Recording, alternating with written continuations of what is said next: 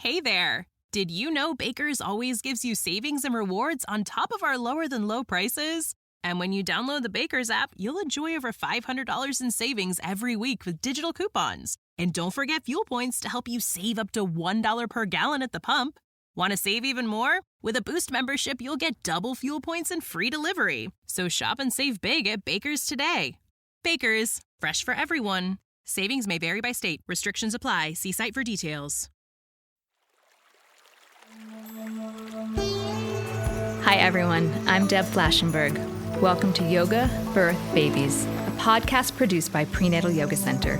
We will be diving into everything prenatal yoga, birth, and baby related, hoping to inspire, educate, and empower you through your journey into motherhood. Thank you for listening. Hi, I'm Deb Flashenberg, and I'm your host of Yoga Birth Babies. And today we're talking about advocating for yourself during pregnancy, birth, and postpartum, respectful communication, informed consent, and hospital policy. I know, really big things. And while it may sound like, oh, that's a heavy topic or several topics, it is such a fantastic and light and energetic conversation. So I have HeHe Stewart, who really is so informative and such an advocate for pregnant folks about all these topics. Let me tell you a little bit about HeHe. So HeHe Stewart is the founder of Tranquility by Hehe Maternity Concierge, the creator of the Birth Lounge membership and podcast. With a master's degree in human development and family studies and 10 years in family life education field, HeHe helps people prepare for childbirth with research-backed education and data-driven support to have a confident birth experience while feeling informed and in control of labor without feeling coerced. She is amazing. I had such a great time speaking with HeHe. You're going to get so much wonderful information. We do some role playing. So if your care provider presents something that you're not feeling great about, we go through some role playing of how to respectfully decline. We talk about informed consent and that you don't need to straight off sign that consent form as is. So much great information in this conversation. Now, before we get to that, I just want to say thank you. I want to thank the community for week after week showing up, listening to the podcast, week after week, class after class, coming into the studio in New York City or online.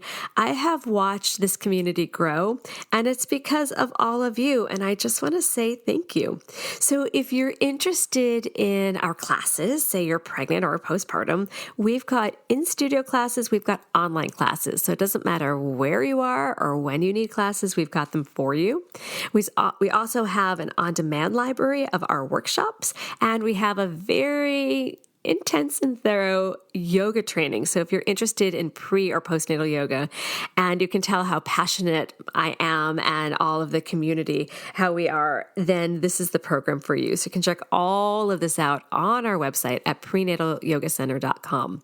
And then while you're there, I have a free giveaway. It's a downloadable. It is the 5 simple solutions to most common pregnancy aches and pains. So grab that. Get a little cheat sheet for the days you can't come to class. Okay, we're going to take a super quick break, and when we come back, please enjoy my conversation with HeHe. Hey there! Did you know Baker's always gives you savings and rewards on top of our lower-than-low prices? And when you download the Baker's app, you'll enjoy over $500 in savings every week with digital coupons. And don't forget fuel points to help you save up to $1 per gallon at the pump. Want to save even more? With a Boost membership, you'll get double fuel points and free delivery. So shop and save big at Baker's today. Baker's, fresh for everyone. Savings may vary by state. Restrictions apply. See site for details. Hi, HeHe. How are you? Oh my gosh. Hi, I'm doing well. How are you? I am doing really well. So I'm always transparent with the community that HeHe and I have been doing a little podcast swap. So I had the honor of being on her podcast. She is on Yoga Birth Babies. And I'm just so excited when I get to connect with a like-minded person. And we're both in the Boston area. So yay for that. So I'm just so happy to speak with you. So thanks for your time. Oh my gosh, of course. I love it too. I love being able to help people understand that birth can be better than what I think a lot of us think it can be. And you're right. Being around like-minded people just makes that mission like burn a little deeper in my soul. Oh, it jazzes me up. Well, we're going to talk a lot about birth advocacy and hospital policies and consent. So much. But before we jump into this juicy topic, I'd love to learn a little bit more about you and what led you to birth work. Yeah, great question. So I have a master's degree in human development and family studies. And through that, I got to really see how having a baby impacts new parents. I was part of an early childhood education facility, and I got to see the angst and the anxiety and the, sigh of relief almost. And there was a little bit of grieving and there was guilt when parents dropped their child off for the first time. Just 6, 8, 10, 12 weeks after birth when they were returning to work. And it made me think like, wow, the beginning of parenthood must there's got to be a different way. There has to be a way that people don't have to go through all these terrible emotions. And then I started to dig into that, and I was a teacher in an infant classroom, and one of my co-teachers was like, "You would be an amazing doula. Do you know anything about that?" And I said, "No." And that was kind of it. The rest is history. I started to look into that, and I realized, wow, in the USA, we have got a lot of things that are messed up kind of around our birth world and how women are treated in labor and birth. And they actually have a lot of options. So what's the missing link? The link is, getting access to that information to teach people what are your options and how do you respectfully decline things that don't feel aligned to you, and how do you swap care providers if you don't feel like you're getting consensual, compassionate care. It has just been it has just been like the light in my life. It jazzes me up every day. Every day I get up excited to do this work. And every single time we have a birth, we learn a little bit more, and that pays off for all the women who birth after you. Our system is progressively getting better. And we are making waves, and it feels good to help women and their children thrive because this country, historically just doesn't do a very good job of that. Yeah, I 100% agree. And also, what an interesting way into this work. So I did not know that about you. Wow. All right. So we're going to talk about how pregnant folks can advocate for themselves, which is incredibly important. And I know that is absolutely one of your passions. So what are some routine interventions that are being presented to people that they may not realize they have a choice about? Yeah. Oh my gosh. So many things, right? Let's start prenatally. So cervical exams in your prenatals, not really evidence-based unless you have a medical reason to have them. That would be like preterm labor, or we were concerned about something that would be answered by a cervical exam. But the majority of people do not need cervical exams in, your prenatals, and they don't really tell us that much, right? But they do increase your risk of infection. And this is a conversation not a lot of people are having. A lot of times it's your doctor walks in, they put on some gloves, they say, all right, check. It's time for a check, lay back. And that is not consent. That's not even a discussion. That is your doctor just told you what they are going to do to and with your body. And it's really inappropriate. It's unethical and it's unprofessional. Our people just deserve better. So that's one of them. That's one of my biggest pet peeves, by the way, the whole exam ahead, because I feel like not only does it, as you said, introduce the possibility of infection, but I think it makes the pregnant person really anxious because they may feel like they're not making any progress, or maybe they're like, I'm 3 centimeters any moment. And we don't know because the cervix is not a crystal ball. So thank you for putting that as one of the top things, because it's such an irritant to me.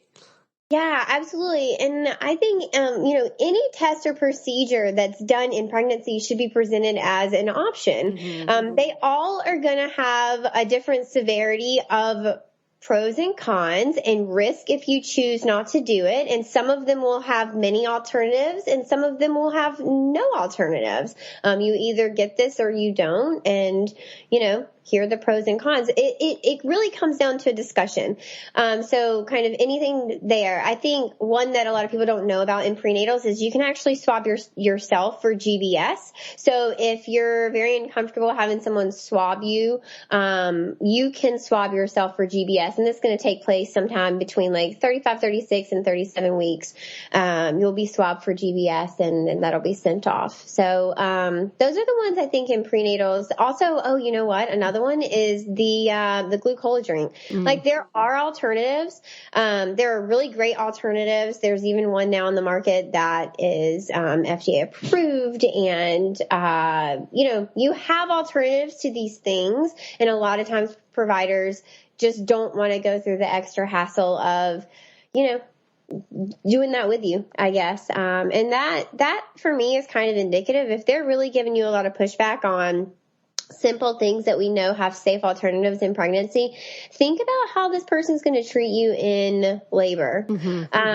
In labor, things that I think are often presented as not being a choice is, again, cervical checks, right? Who cares what hospital policy is? That is your genitals. You get to decide who goes up in there. And to be honest, you want to use them strategically because they do increase your risk of infection and it compounds. So it is not each individual check carries its own risk. It's once you get to a certain number of checks, 4 or 5 checks, you have increased your risk of infection by about half, by 50%, right? And that, that can be dangerous. So think about that. Get an IV as well. Now, this one gets a little toothy. Medical professionals get a little bit nervous about this because, no one wants an emergency. But low-risk people, we know that the chances they need an IV in an emergency is low. That's why they're low risk. And so if it is more comfortable for that person to labor without an IV, as long as it is safe, they're not dehydrated, they don't need IVs, they don't need any sort of medication that requires an IV. We're not worried about them having any sort of risk for complications that would require an IV. That's kind of why we birth in the hospital, is because our society has scared us so much about home birth that we've chosen to birth in the hospital, but we still deserve to have choice. And that is, I don't want an IV unless it's medically necessary. So this one you're probably going to face a little pushback on, but it is absolutely a choice. And then I think a lot of times, there's 100 choices that you'll have to make during labor. But fast forward to kind of postpartum, the things that they do to your baby afterwards, these are all choices as well. This goes for any sort of, injection or procedure they want to do on your baby, giving your baby a bath, skin to skin. I've heard of hospitals. We have one here locally in Boston that tries to restrict skin to skin. Their policy is written to restrict skin to skin unless there's a nurse available in the room. And so, as if there's not a nurse in the room, but they want to restrict it. They don't want the parent to have. Why? Yeah, so their reasoning is because parents are very tired after labor. And so there's a risk do you think they're going to drop their baby? Yes, or a worse outcome. Yep, absolutely. And so not only do they restrict skin to skin, but now they've instilled this really false fear of, oh my God, I'm going to kill my baby. I'm not even equipped to take care of this baby. How am I supposed to go home with this baby? Oh, can you imagine, Deb? It's actually terrible. And so just knowing your rights around that kind of stuff to say, like, I really respect your policy and I appreciate you telling me that. We are declining that. And I am going to be doing skin to skin when you're not in the room. That is bonkers. I have not heard that. That's very upsetting. That's really upsetting. Yeah. There are some wild and out policies sometimes that we run across. And so, I think knowing what's an option and what's not is super, super helpful.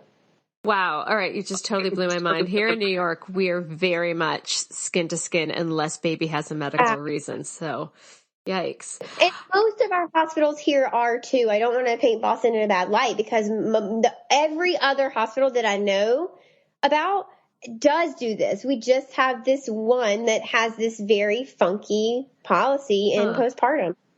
Yeah. All right. So say someone's hearing that and they're like, okay, I want to advocate for myself. So sometimes talking to a care provider can be uncomfortable. You know, they do hold a certain level of, not level, but like place of authority. And what are some ways that someone can find the confidence or maybe the words to advocate for themselves with their care provider? Yeah, so 2 ways. So I want you to just keep it really simple, and I want you to follow the 3-step process of acknowledge, thank, and reset your boundaries. So you're going to acknowledge what they said. Oh, I appreciate you telling me that it's hospital policy I'm not allowed to eat while I'm in labor. Thank you for clarifying that. I am choosing to still eat because I feel comfortable with the risk. And we're just going to reset those boundaries, right? The way that you find the confidence to do this and you start to have this kind of roll off the tongue is you practice. Practice while you're driving, practice while you're showering, practice while you're working out, practice while you're rearranging your closet, while you're doing laundry, while you're doing dishes. Practice, practice, practice. Put the phone down and stop scrolling. Social media is only going to work against you in so many ways. It will introduce you to great people like Deb and I and all the amazing childbirth educators out there, but you should connect with those people on a private platform and not continue to scroll. I want to do a little role play with this. Can we do that? Because I'm hearing you say like practice. I'm like, all right, let's tell people to practice. I'm going to be the care provider. I'm going to do I have one. Okay. Oh, I'm so glad you're in labor. This is exciting. You're going to meet your baby. But for us to get a good tracing on your monitor, I'm going to need you on your external fetal monitor. I'm going to need you just to stay still in bed. I really cannot stay still. I'm sorry. Well, I do need you to stay still. Thank you so much. I'll check in on you a little bit. Okay, I'll do my best. I'm not going to be able to stay still. And I would just continue to say that, and if the doctor continues, you can say, listen, I cannot stay still. You can send someone in here with a Doppler, or you can, I don't know. I can't stay still. I'm so sorry. It's not confrontational, and you're not trying to say these people are bad doctors. All you're saying is like, here's a boundary, and, I just love it. You're like, no, I'm not going to. Thank you so much. And I do love the idea of saying like, you totally hit it. I'm not going to be able to stay still. That way we kind of just take that off the table. And the suggestion of like, can I have a Doppler? Because sure, that's a great idea. Yeah. Let's do another one. Okay. We'll do the one that drives me crazy, the one that you had mentioned. Okay. So you are 38 weeks and let's just see where that cervix is. Who knows? Maybe you're going to give birth really soon. Let's check that cervix out. Really? You think I might have my baby even though I'm just, this is the first baby I'm having? Yeah. Let's see what your cervix is looking like. I don't know. I'm a little scared. I don't think I want that. I'm not really that interested in it, and I'm kind of scared it's going to hurt. Oh, it won't hurt. It won't hurt.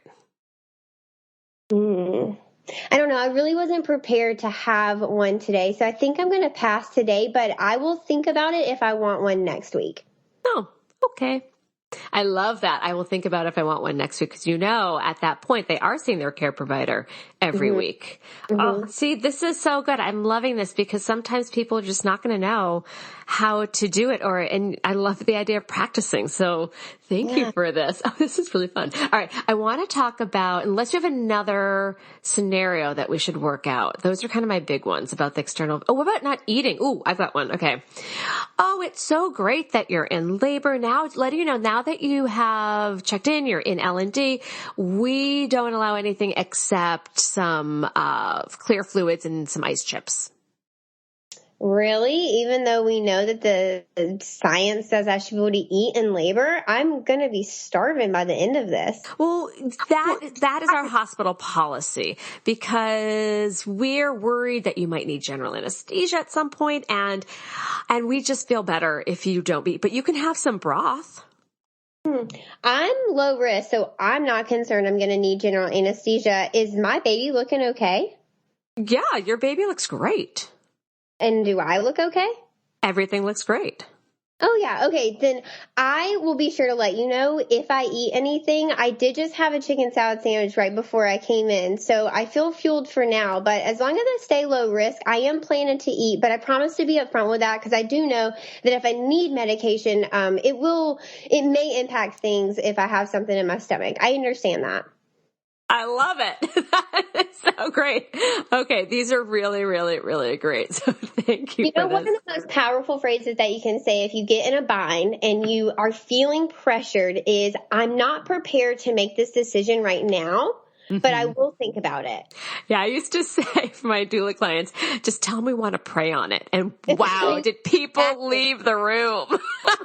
Yep, exactly. Yep. I actually just learned that a couple months ago is if you ask to pray or meditate on something, your medical providers have to leave the room and provide you space to do that. Yeah, my mentor taught me that years ago, and I used it all the time. You should have seen some of the looks. People could not get out of the room fast enough.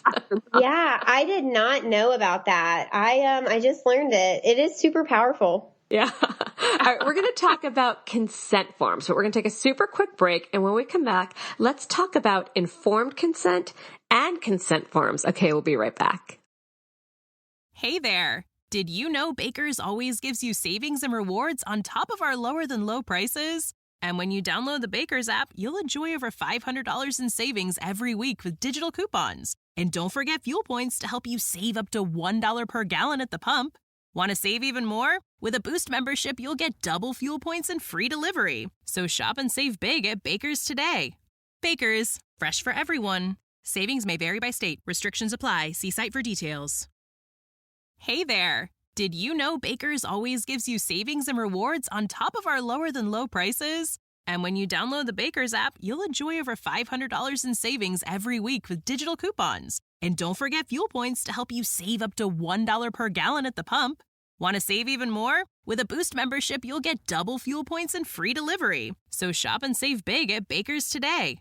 Baker's, fresh for everyone. Savings may vary by state. Restrictions apply. See site for details. Okay, we're back. So this is a big topic, informed consent and consent forms. So first, will you talk about ways you just gave some guidelines of how to decline hospital policies, but can we talk about how to really tailor a consent form to reflect one's personal desires? I think people don't realize that they don't have to necessarily sign consent forms as is.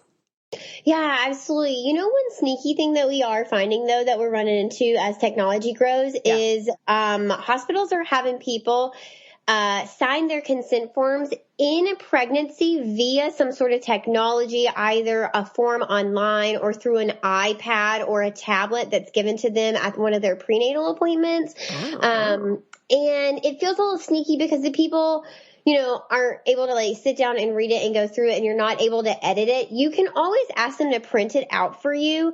And you don't have to sign it. So you should just let them know, I'm not going to be able to sign this electronically because I want to be able to see the whole thing and edit it as I need.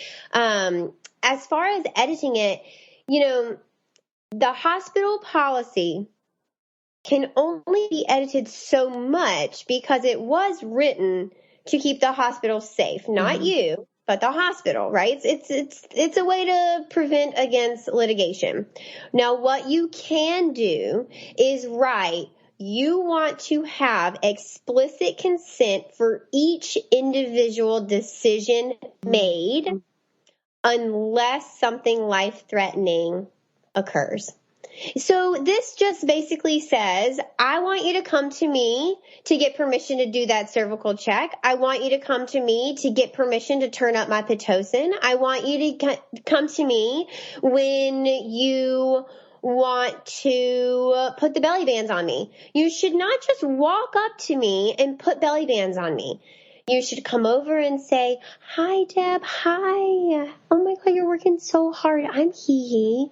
I am your nurse. I just came on at 4, and it's time to get a read on your baby. It's been a little bit, and I know you declined the last one, so now we've been over an hour since we have checked on your baby. Are you interested in me getting kind of a read on your your baby. I was going to put these belly bands around your belly so that we could listen to your baby for, 10, 15, 20 minutes if you would let us. That's such a different way than I've seen presented. Some nurses 100% follow exact, like super. Yes, So I don't want to paint the whole picture, but that's not always the case. And a total side note, I remember doing a spinning babies workshop where I was actually the only yoga teacher and everyone else was a L&D nurse. And we were talking about this idea of touching people's bodies. And one of the nurses was so brave to say she never considered asking permission because in her mind, that was just a body she needed to check things off on. Okay, check this, do this, do this. And it wasn't as if it was a person, it was just a body. And I thought that was so brave of her to say that. And I think sometimes it gets that way for some nurses, not everyone. So I love how you painted that picture of gently approaching and really asking consent. So thank you for really laying that out.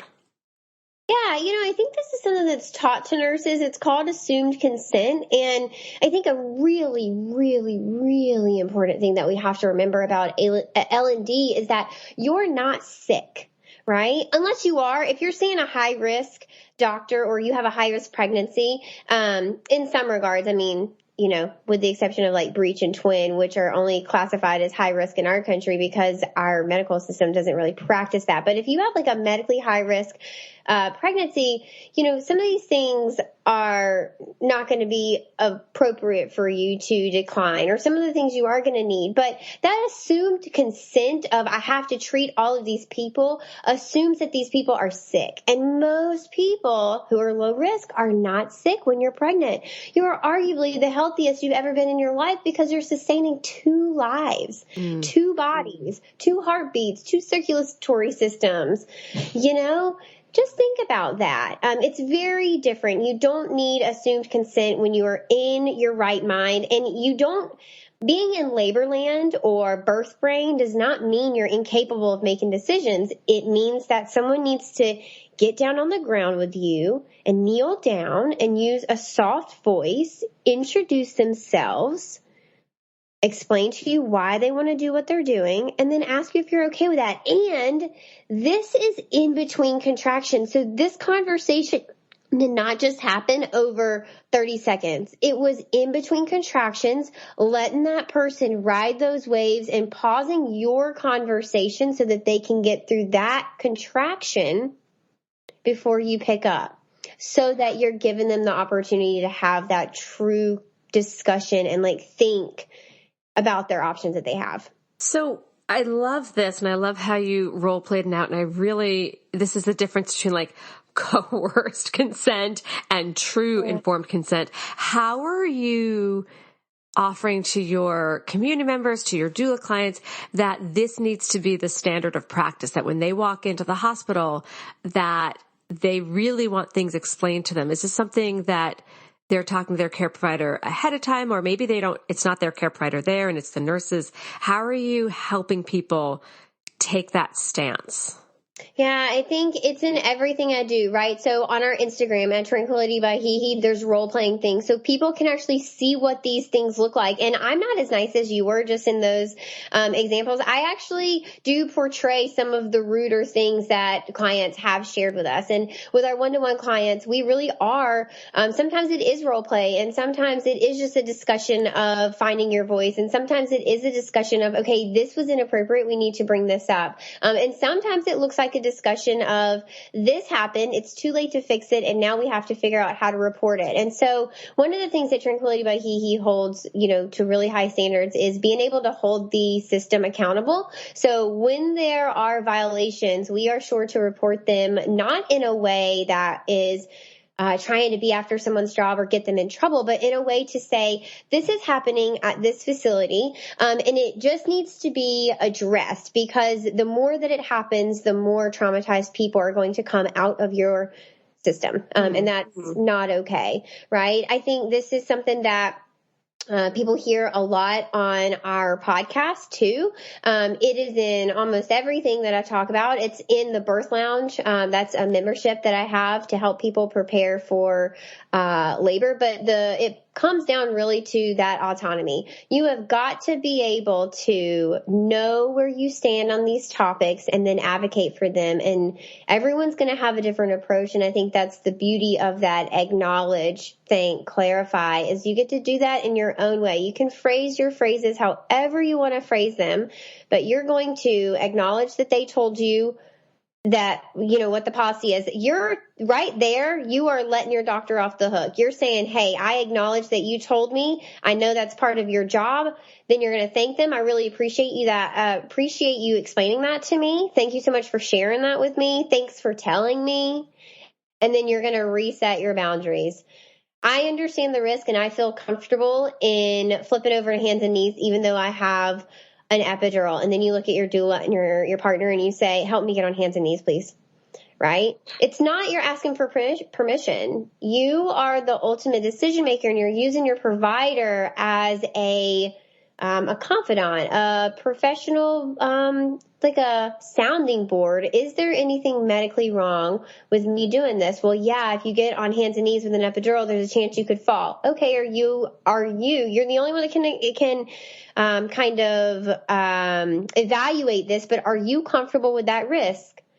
Do you think you're going to fall? You have a doula on one side, your partner on the other, the handrails are up. I mean, what are the chances you're going to fall? Yeah, no, it's funny. I actually just did a reel about birthing on all fours. And I remember my second birth when I was a brand new doula, I had a client pushing on all fours and her doctor wasn't there and resident was there and the resident absolutely refused to do that. And I was so new. I did not know how to advocate. I was second birth and she got on her back and she basically pushed her 9-pound baby out of spite very quickly and tore. And now as I talked about this online, people are like, oh, if she has an epidural, she can fall out of bed. I'm like, like you said, there's someone on each side, either a doula, a partner, a nurse, handrails. Like she's not going to just topple over. So the point of not birthing on all fours does seem a little wacky, even with an epidural. But I love what you said about not having to ask permission, because I feel like that comes up a lot. And it's something that I hear my prenatal students saying, oh, my doctor won't let me do this. And I love how you phrased it. It's the autonomy. It's that person's birth. And I love that you said use the care provider as a sounding board and also kind of looking at them for that support instead of, and maybe even pushing them outside their comfort zone. So how much do you advocate? I'm guessing the answer is a lot, but is it more about a conversation of expectations before birth? I mean, that's part of it, but you got to think not everybody has that opportunity. Different facilities are set up different ways. You may never see the same doctor ever again from 32 weeks on because they have you on a huge schedule, practice, right? Yeah. Yeah, and you may have all these conversations up to the time of your doctor and they quit when you're 37 weeks and now you're a new doctor, right? Like, or maybe you find out at 34 weeks that you're moving for your job, your partner's job, whatever it may be at 39 weeks, right? Like that's not always possible. Yeah. So if we have that luxury, if we have that time, of course we're utilizing it, but it doesn't come down to that because that's not where your power comes from. Your power comes from in that moment, keeping that control of the room. And you always, one of the things that we teach in the birth lounge is how do you evaluate who's making the decisions? Well, it's who's moving the energy or who's holding the energy, right? So if a doctor comes in, puts on their glove, says, all right, lay back. It's time for a cervical exam. It's been 2 hours since your last one. Who's holding the energy in that room? That person. They have just come in with the momentum. And you can either go with that momentum, lay back, let your cervical exam happen if you're okay with it. Or sometimes if you're not okay with it, we don't feel like we can stop it. But that's where your power is. You have to reach out and take that power back because that room doesn't belong to them. They work in that room. That room belongs to you right now. Oh my gosh. Yes. Gosh, I can hear your passion about this. It is really exciting. So you're still an active doula, correct? Yeah, I am. That's so wonderful. So when you're with your clients, how much are you, or how, maybe more, not how much, but how are you, if they're feeling a little overwhelmed because birth is huge. There's a lot of emotions. How are you helping them find their voice in that moment if they're feeling just so much going on? Yeah. Deb, a lot of times it can really come down to like a look or a squeeze of the hand, a very like nonverbal cue of like, you've got this. If they do need some sort of verbal cue, a lot of times I'll just pause the room and say, Angela, you don't look like you love that option. Do you have any questions? Or I might say, Carrie, you said yeah, but you look like you don't want to do that. Are you really okay with this choice? Or I might say, you don't have to make this decision right now. You've got time to wait. We know your baby is safe and we just confirmed that you look good. Do you want a few minutes to think about this? I mean, you have to think no one should ever make a decision under duress if there's no emergency. So if someone is being badgered into a C-section and they are bawling their eyes out and a doctor's just saying like, well, we just need to get you back. But you heard them outside earlier saying that they're just trying to get to a soccer game. I mean, my goodness, we have to step in for that kind of stuff. And those are really helpful phrases for the support person and someone on the team, because sometimes it is not possible for the person birthing to muster that out or feel like they can step in like that. Because I know, having had my own 2 kids, there weren't times that I felt like I could put my thoughts together and speak up. So having the birth team hear those, people that are listening to the podcast, having the birth team have those phrases and guiding that person to a different, to opening and discussing. So powerful. I call that circling the wagons, when the birth people are holding the space for the birthing person. Oh, I love that. I love that. Yeah, and if you have a more timid or quiet partner, or maybe a partner who doesn't feel as confident speaking up against medical professionals, the only phrase that they need to know is, can we please have a few minutes to make this decision? Yeah. That's it. And then you just clear the room. We're just going to get everybody out. It's just you and your partner, and you guys are chatting about it. You can cry. You can Google things. You can call your doulas. You can call whoever makes you feel better. You can decide just the 2 of you guys. And that is going to really highlight if it's a medical situation, like a medical emergency, because if it was a true medical emergency, they're not going to say, sure, we'll step out. They'll be like, no, this is really not a position to offer space. And I think that in itself is going to be very telling about, how urgently they need to take the next steps. Yeah. My brain is spinning. Did I miss anything? So I love talking about this. This could go on for hours. My brain is spinning. Is there anything within the work you do about respectful communication and working through hospital policy and advocating that I didn't ask that you want to make sure we get to? Not in particular, but I do think that it's important that anytime we talk about how broken the system is, that we talk about how much it is not the healthcare professionals' faults per se. Now, do they have a responsibility? 1,000%. Is there any sort of leniency on abusive care? Nope. Zero tolerancy, right? We do not have any tolerance for abusive care, but they're not bad people, and they're not bad doctors, and they're not bad nurses, and they're not out to get you. They were taught this. This is a system. They're products. They're products of a broken system. And I think that is super important to remember, that just because a doctor didn't work out for you doesn't mean they're a terrible person. It means that maybe they weren't a good fit for you, or if they were in abusive care, maybe they need to be reminded of their why, or maybe it is time for them to find a career change, or maybe they should just do something else in medicine that's not bedside. There's a lot of things, but the system is ultimately broken. And so, yes, we can hold the system accountable without also persecuting these people as people, right? Mm-hmm. They're more of a product of a really broken system that actually puts profits over people. And that, my friends, is the real problem. Yes. All right, we're going to take a quick break. When we come back, what is one final tip or piece of advice you'd like to offer new and expectant parents. We'll be right back.